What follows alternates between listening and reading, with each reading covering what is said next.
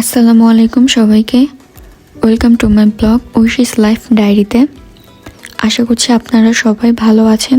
আলহামদুলিল্লাহ আমিও অনেক ভালো আছি। অনেকদিন পর আবারও চলে আসলাম নতুন কোনো ব্লগ নিয়ে।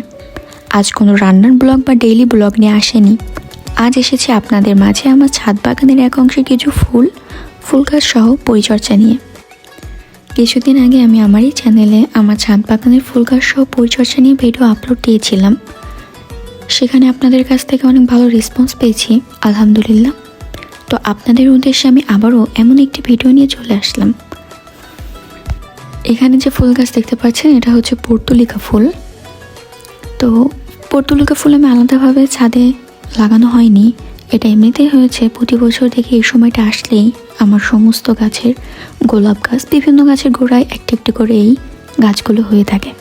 তো সেটাকে আলাদাভাবে নিয়ে রিপোর্ট করেছি। এই পর্তুলিকা ফুলের বিভিন্ন রকম কালার হয়, যেমন সাদা, গোলাপি, হলুদ, মিষ্টি কালার, হলুদ সাদা শেড বা হলুদ ম্যাজেন্টা শেড। আর এদিকে যে ফুল গাছগুলো দেখতে পাচ্ছেন এটা হচ্ছে লান্তানা, আর এটা হচ্ছে হাজারি গোলাপ। দোকানদার আমাকে এটা হাজারি গোলাপ বলেই দিয়েছিল, তবে আমার মনে হয় না এটা হাজারি গোলাপ, তবে হয়তো এটা হাজারি গোলাপের অন্য কোনো জাত হবে।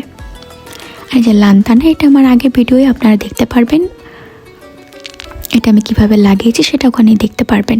আর এখানে যেই গাছগুলো দেখতে পাচ্ছেন এটা হচ্ছে পুদিনা, একটা হচ্ছে দেশি পুদিনা আর একটা হচ্ছে হাইব্রিড পুদিনা। দেশি পুদিনা মাঝখানে এটা খুবই খারাপ অবস্থা হয়ে গিয়েছিল, তো আমি এটাকে পুরো গাছটা কেটে দিয়েছিলাম। কেটে দিয়ে গোবর মিশ্রিত মাটি দিয়ে আবার এটা রিপোর্ট করেছি। তো মাশাআল্লাহ আবার ছোট ছোট অনেক ডাল ছেড়েছে, মাশাআল্লাহ। আর এদিকে এটা হচ্ছে চন্দ্রমল্লিকা, দুটাই চন্দ্রমল্লিকা, আলাদা আলাদা জাত হবে।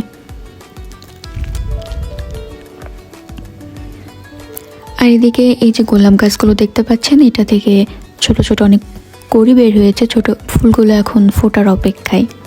আর এটা হচ্ছে লোটাস রোজ, এটাকে লোটাস রোজই বলা হয় কারণ এটা দেখতে অনেকটা লোটাস রোজের মতোই আর কি।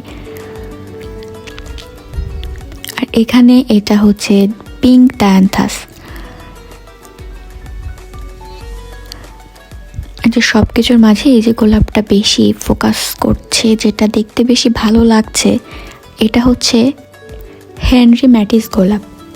গাছটা দেখতে পাচ্ছেন এটা হচ্ছে মানি প্লান্ট। এটা আমি মাটিতে দিয়েছিলাম, তবে আমাদের পাশে অনেক মুরগি আছে, নিচ থেকে গোড়াটা কেটে দিয়েছে। তো গাছটা পুরোটাই অন্য একটি গাছের ওপর বাড়ছে, নিচে কিন্তু কোনো গোড়াই নাই, অথচ গাছটা গাছ থেকে শক্তি নিয়ে বেড়েই যাচ্ছে। আর এদিকে যে ফুলটা দেখতে পাচ্ছেন এটাও হচ্ছে চন্দ্রমল্লিকা। আমার প্রতিটা গাছ লাগাতে আমি যেটা ব্যবহার করেছি সেটা হচ্ছে গোবর মিশ্রিত পানি, কোকোপিট, মাটি, বালি। আর সপ্তাহে আমি এই গোলাপ গাছের গোড়ায় খোল মেশানো পানি দিয়ে থাকি। খোল মেশানো পানি দিলে গোলাপ গাছ খুব দ্রুত বাড়ে, গোলাপ গাছ অনেক শক্তি পায়। আর এই যে এখানে যে গাছটি দেখতে পাচ্ছেন এটা হচ্ছে বট গাছ। আমি বট গাছের বনসাই করার চেষ্টা করছি। আর তার পাশে যে গাছটি দেখতে পাচ্ছেন এটা হচ্ছে পর্তুলাকারিয়া আফরা। এটাও এক ধরনের বনসাই, এটা অনেক বড় হয়, এটাও বনসাই করারই চেষ্টা করছে আর কি। আর এদিকে এটা হচ্ছে গোলাপ, এটা অনেকটা হাজারি গোলাপের মতো, কিন্তু এর সাইজটা অনেক বড় হয়, খুব বেশি বড় না, মাঝারি সাইজের হয়। তবে এই গোলাপটাও দেখতে অনেক সুন্দর, আর গন্ধটাও অনেকটা বড় গোলাপের মতো, অনেক বেশি ঘ্রাণ।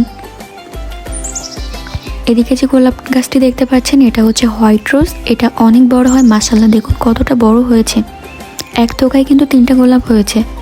আর ওই পাশে যেটা দেখতে পাচ্ছেন ওটা হচ্ছে রেড রোজ, ওটাও কিন্তু অনেক বড় হয়েছে। এটার একটাই কারণ সপ্তাহে 2 দিন খোল মিশ্রিত পানি। আর এটা হচ্ছে হলুদ কাটামকুট।